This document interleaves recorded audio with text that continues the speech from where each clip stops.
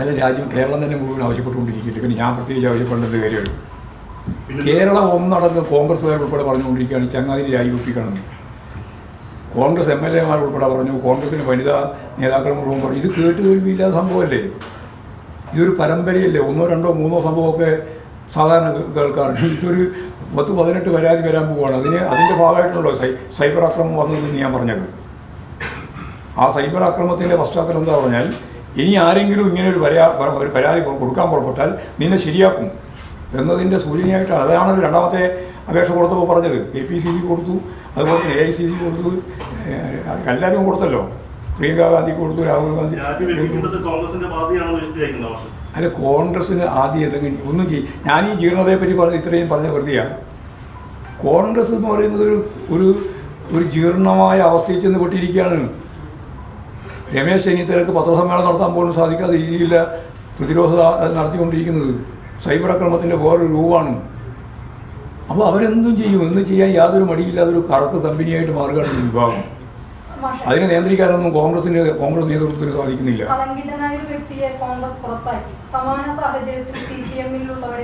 എപ്പോഴാണ് പുറത്താക്കിയത്? അല്ല, അത് പ്രധാനപ്പെട്ട പ്രശ്നമല്ലേ? അത് പ്രധാനപ്പെട്ട എന്ത് സസ്പെൻഡ് ചെയ്യാൻ ആര്? അല്ല, സസ്പെൻഡ് ചെയ്യുമ്പോൾ എന്താ പറഞ്ഞിരുന്നത്? ഒരു പരാതിയും ഇല്ലാതെ സസ്പെൻഡ് ചെയ്യുന്നല്ലേ പറഞ്ഞത്? ശരിയാണോ? അതെന്നോ? ശരിയായിരുന്നോ?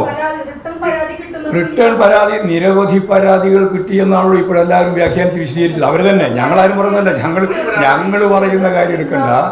കോൺഗ്രസിൻ്റെ ഉന്നത നേതൃത്വത്തിൽപ്പെട്ട രമേശ് ചെന്നിത്തലയും രാജ്മോഹൻ ഉണ്ണിത്താൻ എന്ന MP ഉൾപ്പെടെയുള്ളവർ കൃത്യമായിട്ട് പറഞ്ഞല്ലോ റിട്ടേൺ പരാതി. എത്ര റിട്ടേൺ പരാതി? നിരവധി പരാതികൾ അവരുടെ കയ്യിലുണ്ടായിരുന്നു. ആ റിട്ടേൺ പരാതികൾ ഞാൻ പറയുന്നത്, റിട്ടേൺ പരാതികൾ തന്നെ അവരുടെ കയ്യിലുണ്ടായിരുന്നു.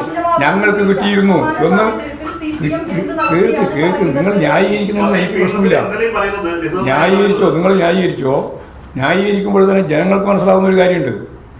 റിട്ടേൺ പരാതികൾ ഈ പറയുന്ന അതിജീവിതകൾ എന്നാണല്ലോ അവരെ പറ്റി ഇപ്പം നമ്മൾ പറഞ്ഞുകൊണ്ടിരിക്കുന്നത്. അവരുടെ പരാതികൾ KPCCക്ക് എത്ര എണ്ണം കിട്ടിയിരുന്നു? 9 എണ്ണം കിട്ടിയിരുന്നു എന്നാണ് ഇപ്പോൾ ഏറ്റവും അവസാനം വന്ന വാർത്ത. ആ വാർത്ത പിന്നെ നിങ്ങളല്ലേ കൊടുത്തുകൊണ്ടിരിക്കുന്ന വാർത്ത, വേറെ കാര്യം കൊടുക്കുന്ന വാർത്തയാണ്.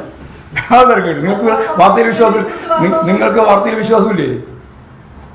അല്ല, മാധ്യമങ്ങൾക്ക് വാർത്തയിൽ വിശ്വാസം ഉണ്ടോന്ന് അവസരവാദപരമായിട്ട് പറയാൻ പാടില്ല. അതാ ഞാൻ പറഞ്ഞു. അതായത് KPCCയുടെ മുമ്പിൽ 9 പരാതികളെങ്കിലും റിട്ടേൺ ആയിട്ട് കിട്ടിയിട്ടുണ്ടായിരുന്നു എന്ന് ഇപ്പോൾ പറഞ്ഞു. അല്ല, KPCC പ്രസിഡന്റ് മാറിയല്ലോ. ആദ്യം സുധാകരനായിരുന്നല്ലോ KPCC പ്രസിഡന്റ്.